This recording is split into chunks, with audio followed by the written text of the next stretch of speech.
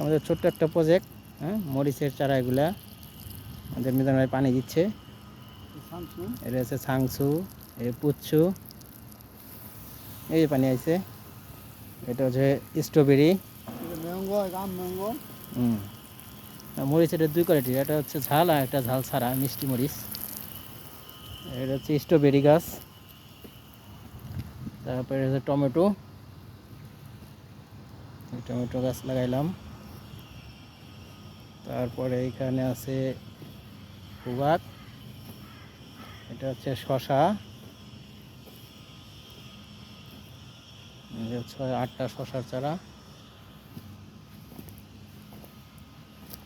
এখান দিয়া। এখানে আছে একটা মরিচের চারা, তারপর বেগুনের চারা, এটা হচ্ছে বেগুন, টমেটো। আমাদের কোম্পানি ফ্যাক্টরির পাশে একটা পাহাড় আছে, পাহাড়ের সাইডে।